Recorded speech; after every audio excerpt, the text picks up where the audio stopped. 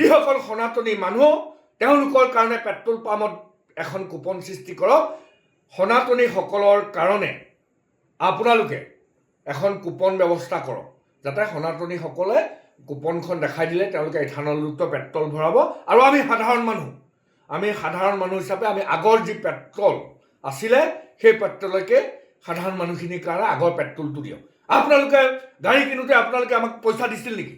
নৰেন্দ্ৰ মোদী চৰকাৰে, নীতিন গাডকাৰী আমাক পইচা দিছিল নেকি আমাৰ গাড়ীখন কিনোতে?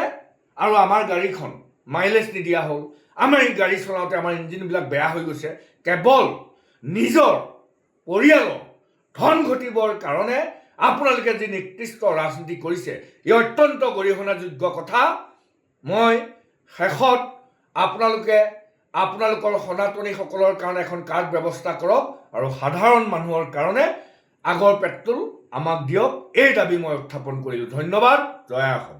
যিসকল সনাতনী মানুহ, সেই সনাতনীসকলক পেট্ৰল ডিপুত এখন ভাৰত চৰকাৰে, বিজেপি চৰকাৰে এখন কাৰ্ড দিয়ক। যিসকলে সনাতনী মানুহে ইথানলযুক্ত পেট্ৰল ভৰাব খোজে তেওঁলোকক এখন কুপন দিয়ক, সনাতনীসকলৰ কাৰণে তেওঁলোকে ইথানল ভৰাব।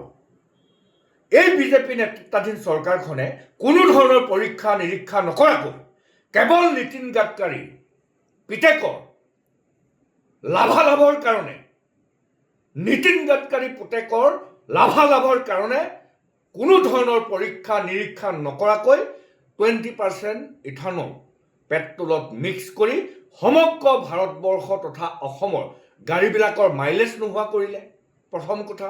দ্বিতীয় কথা, গাড়ীবিলাকৰ ইঞ্জিন বিকল কৰিলে। এই যিখন বিজেপি নেতৃত্বাধীন চৰকাৰ, কেন্দ্ৰীয় চৰকাৰ, RSS নেতৃত্বাধীন চৰকাৰখন, এইখন চৰকাৰ কেৱল পৰিয়াল কেন্দ্ৰিক এখন চৰকাৰ। নীতিন গাডকাৰী পুতেকৰ লাভালাভৰ কাৰণে নৰেন্দ্ৰ মোদী নেতৃত্বাধীন বিজেপি চৰকাৰখনে ইথানল মিক্স কৰিবলৈ দি দিছে। মই সেইকাৰণে ভাৰতবৰ্ষৰ প্ৰধানমন্ত্ৰী, বিজেপি, RSS গভৰ্ণমেণ্টখনক আপোনালোকক আমি দাবী উত্থাপন কৰিছোঁ, পুনৰ দাবী উত্থাপন কৰিছোঁ যে যিসকল সনাতনী মানুহ তেওঁলোকৰ কাৰণে পেট্ৰল পাম্পত এখন কুপন সৃষ্টি কৰক।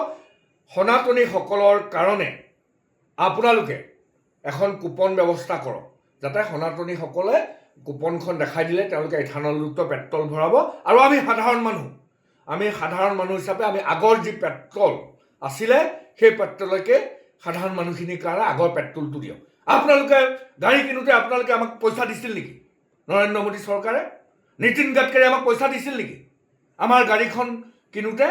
আৰু আমাৰ গাড়ীখন মাইলেজ নিদিয়া হ'ল, আমাৰ এই গাড়ী চলাওঁতে আমাৰ ইঞ্জিনবিলাক বেয়া হৈ গৈছে, কেৱল নিজৰ পৰিয়ালৰ ধন ঘটিবৰ কাৰণে আপোনালোকে যি নিকৃষ্ট ৰাজনীতি কৰিছে, ই অত্যন্ত গৰিহণাযোগ্য কথা। মই শেষত আপোনালোকৰ সনাতনীসকলৰ কাৰণে এখন কাৰ্ড ব্যৱস্থা কৰক আৰু সাধাৰণ মানুহৰ কাৰণে আগৰ পেট্ৰল আমাক দিয়ক, এই দাবী মই উত্থাপন কৰিলোঁ। ধন্যবাদ। জয় অসম।